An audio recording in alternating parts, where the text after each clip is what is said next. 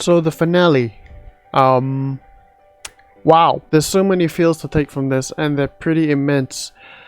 Suke! The finale has dropped and the season is over. Well, it dropped last week and I only got to watch it a few days ago, hence why I'm super late to this review, but nevertheless I still want to talk about it. Titled Sisters War Part 2, the finale continues right off from episode 11 where things were left in a pretty divided state. Throughout this season it has been kept at a pretty neutral state, but you could slowly feel that pressure building up and all of it was unleashed towards the end, specifically the last 2 episodes. So with the finale we got to see how it will impact our characters in the present and going forward. I must say that this episode expresses its scenes really well and gets the audience feeling certain kind of emotions and vibes from them, not to mention that they're further enhanced by the gorgeous animation, especially in this episode. Now admittedly I had to re-watch the episode a few times because as good as it was, the sequencing of some scenes were wonky, a few stuff from previous episodes were included as well. I did talk with a few people just to confirm my interpretations were accurate, but aside from that I didn't have any major issues with the episode. So it started off with Nino continuing to convince Miku not to give up and stop moping,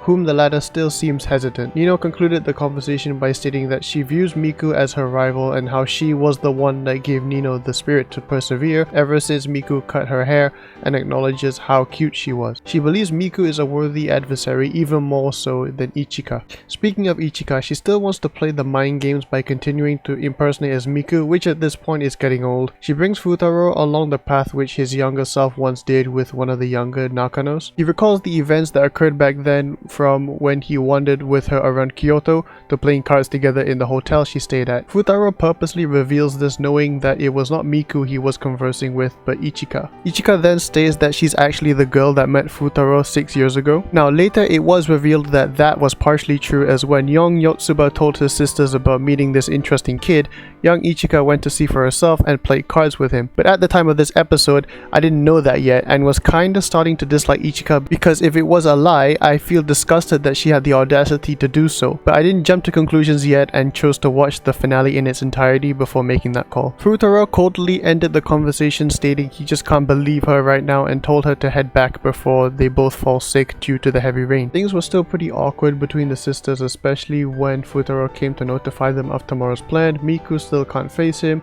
and Yotsuba is just Yotsuba.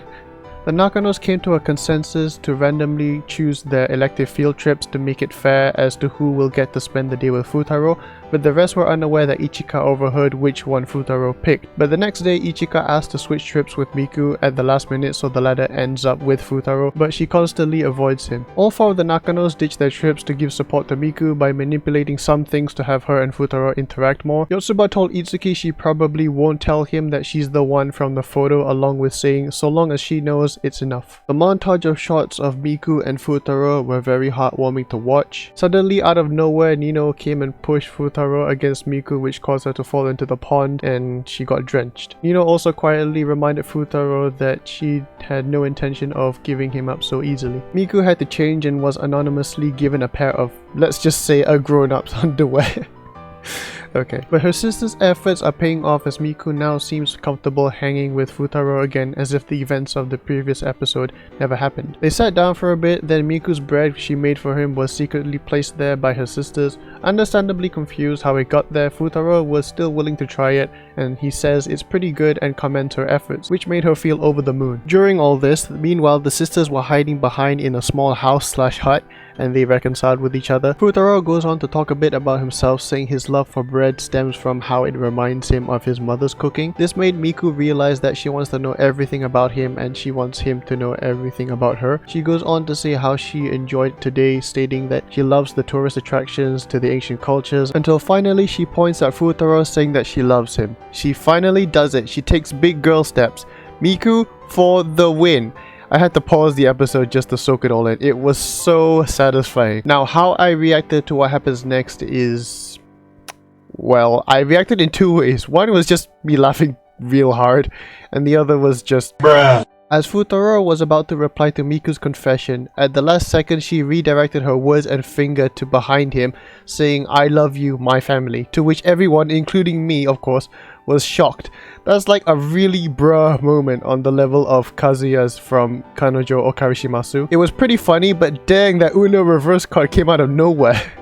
Dang, Miku's really killing me a lot in this episode in so many unexpected ways. Now, if you think that Miku was trying to downplay her confession, she immediately went straight up to him saying like, "Oh, did you think I was talking about you?" Miku thanks her sisters for secretly supporting her throughout the day, but also says that she's fine with how she did things, along with pointing out that Futaro isn't so dense as he looks. This implies that Miku intends to confess on her own terms, and like with Nino when she confessed, knew that Futaro hasn't reciprocated any feelings for her despite him knowing about their feelings. This next scene was confusing to me at first, but now I fully understand it. It's the scene where Ichika and Futaro shared a moment and made up. Ichika kisses him on the cheek and proceeds to tell him that all she has done, specifically to gain Futaro's affection, was a lie. Now, the episode didn't really explain this part well, but basically to atone for her misdeeds towards her sisters and to preserve her and Futaro's friendship, she is willing to give up trying to romantically pursue him, which is quite noble of her, but I can't help feel sorry for her as well. The end of the episode reveals that the sneak photographer was Maeda, but he was asked by Futaro to secretly take photos of the Nakanos throughout the trip.